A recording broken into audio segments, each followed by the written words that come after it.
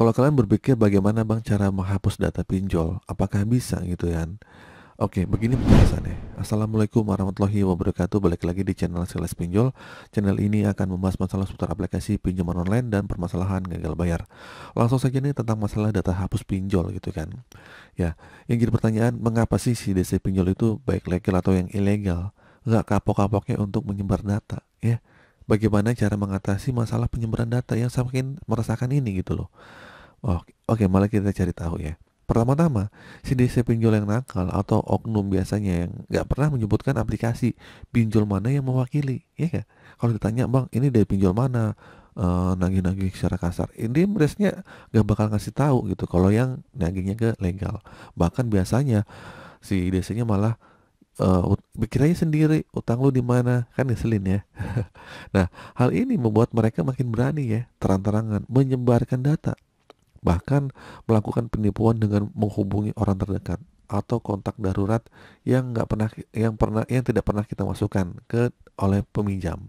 Nah, sebagai peminjam, kita harus mewaspadai ya dan mengajak mereka untuk menyebutkan nama pihak pinjol itu sebagai bukti terjadi penipuan atau penyebaran data yang nggak sah, dengan cara kita melaporkan ke pihak berwajib atau ke OJK atau ke polisi lah gitu kan. Tapi saya rasa ini juga ya buang-buang waktu aja. Ya, kita lapor ke OJK juga akhirnya OJK diem aja, nggak ada tindakan secara real time yang gimana gitu kan.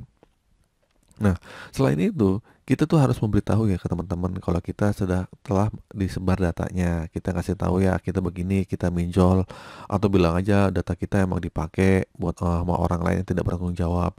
Sebagaimana mungkin kalian tuh ada komunikasi sama teman-teman yang kena sebaran data.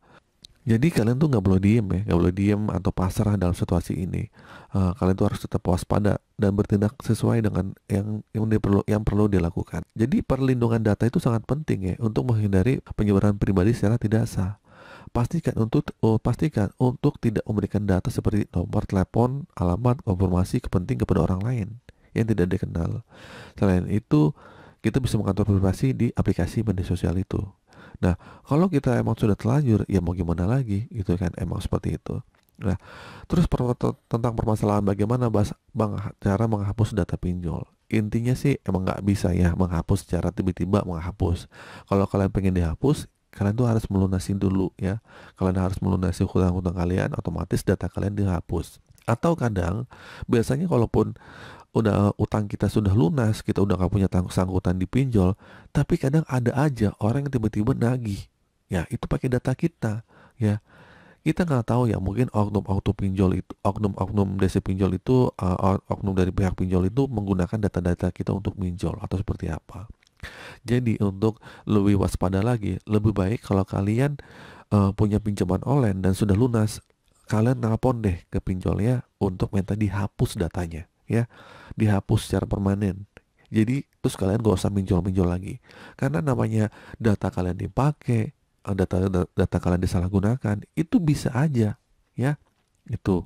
Nah, untuk permasalahan hapus data pinjol, kalau kalian ada joki-joki menghapuskan jasa hapus pinjol, itu jangan dipercaya, karena itu 100% hoax dan 100% penipuan. Banyak korbannya yang mengadu kepada saya telah ditipu.